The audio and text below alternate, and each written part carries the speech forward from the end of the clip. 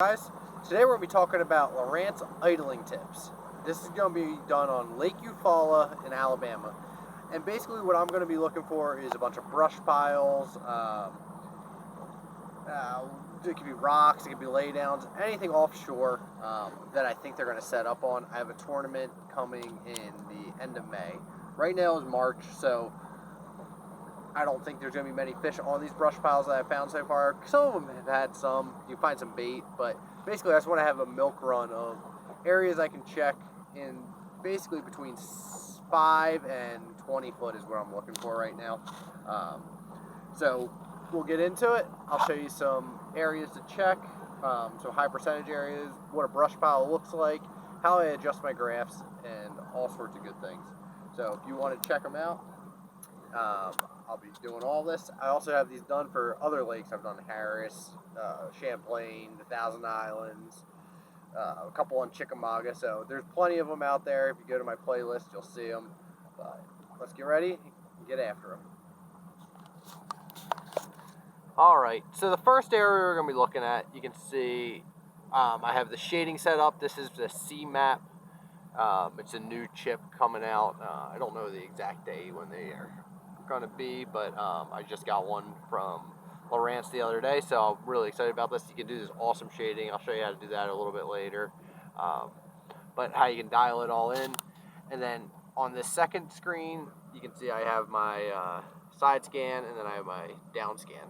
So right there, you can even see there's a couple brush piles right there. So that's good stuff to get started with.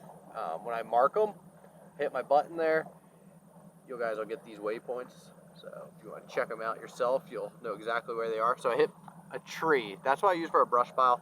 If it's a bigger brush pile, I'll make it red. If it's a smaller brush pile, I'll make it blue. If it's a lay down, I usually do, lay down I'll do blue. Small one I'll do green. I also like to put notes in there so I know exactly what it was. So that looked like a good one, so I'm going to hit good.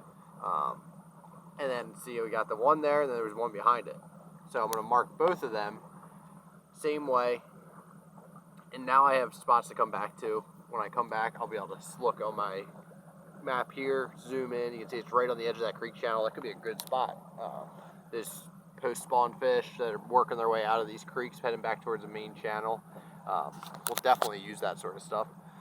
So here we go back as we're idling. On my down scan, you can see these trees here. There's this old standing timber that's in the lake. I don't know how much the fish actually use these. I don't typically mark them too often, unless it looks like a real good one. Another cool thing you can see as we're going through here right now is you can see this darker or brighter spots here and here. That's hard. Right? That's a harder bottom, and then you can see right through it runs this darker section, and that's a creek channel. That's the old creek bed. You can see over here on your C map, that was right where we crossed over it. So when I crossed it, you can see hard, and then it was lighter color right through the middle. So pretty neat. There's lots of good structure out here on Eufaula. There's no shortage of brush piles, laydowns, standing timber, creek channels, channel swings. It's got everything you want in a offshore fishery. It's a pretty cool place. But we'll go into more detail what we're seeing here. Those dots there, that's all bait. You can see it as well. Actually, that's on the side scan, so you can't really see it. You can see some of it that's in the standing timber as well there. When I'm adjusting this, actually one other cool thing I want to show you real quick before I get too far ahead. That standing timber, see that on the down scan there? You can see how they're real straight lines. You can kind of tell they're actually trees. When you go over to the 2D, you can kind of see it's like dot, dot, dot, dot, dot, dot. So like completely depends on what kind of technology you have. That's why I like to run all three. I have my side scan, my down scan, and my 2D, because it shows a little bit of everything. It shows you all those details, and if you put the puzzle together, you're able to tell what exactly is on the bottom and what you're looking for. It helps you distinguish everything, so it's really cool. There's some more bait right there. If you go over to your 2D, you can see that as well. So pretty cool, good stuff there.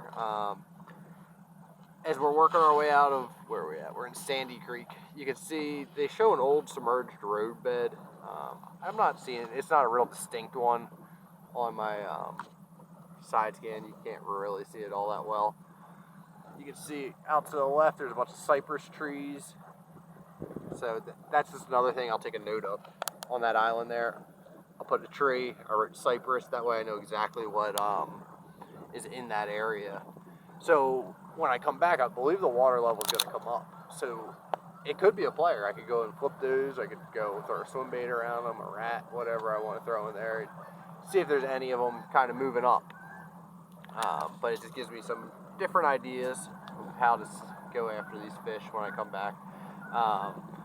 Typically, I'm looking for these high percentage, like the creek channel. That point right there would have been a good one to look at. There was actually a guy crappie fishing on it, so I didn't want to get too close. This sort of stuff there, there's another point, there's some more. You can see the standing timber is what that mark is indicating. So there's a lot of offshore humps here that are good. Oh, here's a real good brush pile. Let me show you this one. That's one that somebody has sunk out there. You can see it right there. There's some little ones next to it, and that's what it looks like on the 2D. So again, I'm just going to hit where the cursor is. I like to put that directly on top of it. You don't want to miss that. You want to make sure you're able to come back to that, line up perfectly. So that's a good one. I'm going to put that. I'll put red. I'll even write good on that one, so I definitely check it. Then there's a smaller one next to it. When I see that, I'll a lot of times go hit more options and make that one green. So then I know exactly what I'm fishing. Like there's a real dense one. I want to make sure I hit that one directly. And there's another one next to it that I can go after afterwards. You can see there's a bunch of old timber that's actually fallen over too. That's what this is, a big laydown. You can see the branches coming off of it. You can see everything. Sorry about that, Butterfingers. Here's another one on the side scan. You can see it. It's actually tipped over a little bit because you can tell it's falling this way, and then there's a big shadow behind it, so you can tell it's not laying on the bottom. If it was laying on the bottom, there wouldn't be a shadow. So let's see if I have an example of this. It's not a great example, but you can see that guy there. It's just flat on the bottom. It's a small one. It's not real big. That's why there's no shadow behind it, though. As we're going, there's a hard spot. Sometimes I like to mark those in case it's something I think I can come back to. For that, I usually put an X, and then I'll change it, make it say hard, just like that. And we're just gonna keep doing that. You keep looking around. I'll keep idling. We're starting to get out of the creek here, so you're losing a little bit of the structure in this section. But let me show you some settings as well, how I like to set it up. I put it out to 100 feet on either side of the boat. That's a good typical range. It depends on if you're fishing really deep water, you can set that wider. It depends on how detailed of image you want as well. The further out you go, the less detail you get. The more you zoom in, you're going to see more little microscopic pieces. So here I feel like 100 foot's very adequate. You can see a lot, but click on it, go to menu. This one, I like to run it on pallet 9 or pallet 8. That all depends on what the bottom looks like. It can be light outside. A lot of the factors go into that. Then from there, you can adjust your contrast. Right now, you can a lot of times run them right on auto. Sometimes you can bump it up if you're looking at rock, you can bump it up. If you're looking at something different, you can back it off a little bit.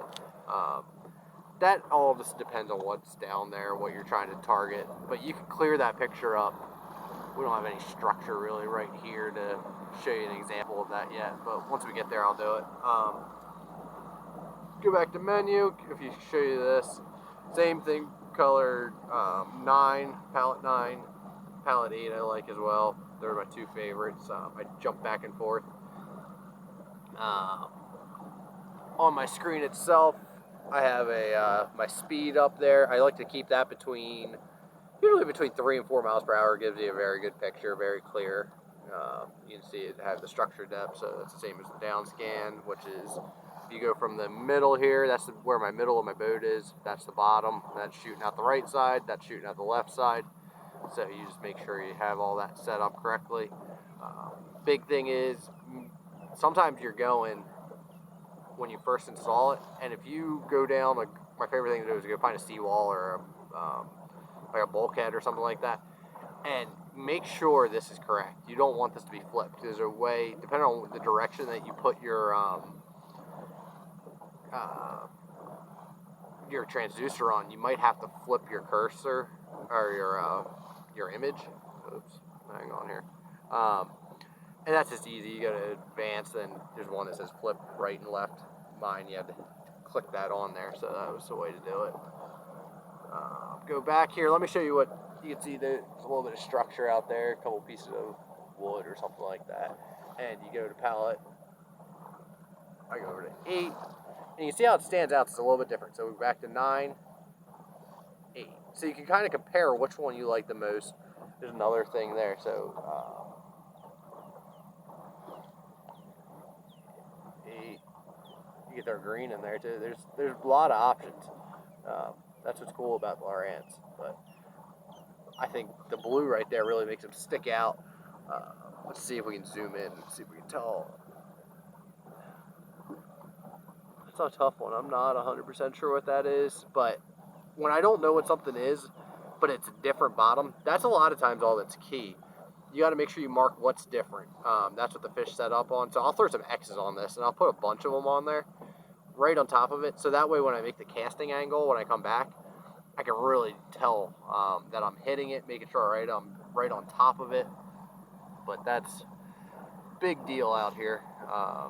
Especially when you're looking at different kinds of structure. So the shading I was telling you about with this new CMAP, you can go menu, more options. I have an avionics chip in there as well, and it comes with the Contour Plus, but this is a CMAP NA214, and I think that's just the region. But let's see, you go to chart options. I believe, how did I do this the other day? Shading. Okay, so yeah, shading, and then you can do depth 1, depth 2, so you can make it custom. So mine I set up on 0 to 5 is one color, I believe that was red. 5 is orange, 10 is yellow. That just does that all the way out. And then that's how I got my different colors here. So you could set that up to be whatever you want. If you want 0 to 5 to be purple, you can make it purple. If you want it blue, you can make it blue. It's very good way that when you figure out how deep those fish are, say you can catch them between 0 and 5 foot or 5 to 15, you can highlight the entire lake in that color, and it's like, oh, they're going to be here, here, here, and really lets you break down the water body super quick. So I highly recommend getting that CMAP chip. It's going to do you a lot of good. But I want to thank you for watching. If you have any questions, throw it in the comments below. I'll try to respond to as many of them as I can. Or if you send me a message on Graybuck Fishing at Instagram, I always get back to all those. Sometimes the YouTube comments I don't go through as often. So there's that. Thanks for watching. If you can subscribe, that'd be a big help. If you want to get an electronics class from me in person, shoot me a DM. I can set that up. Instagram is the best way. I've started doing them this year, so lots of good detail. I'll go over how to do this even more depth, how to find different areas, bottom hardnesses, how I set up everything down to the T. So, got questions?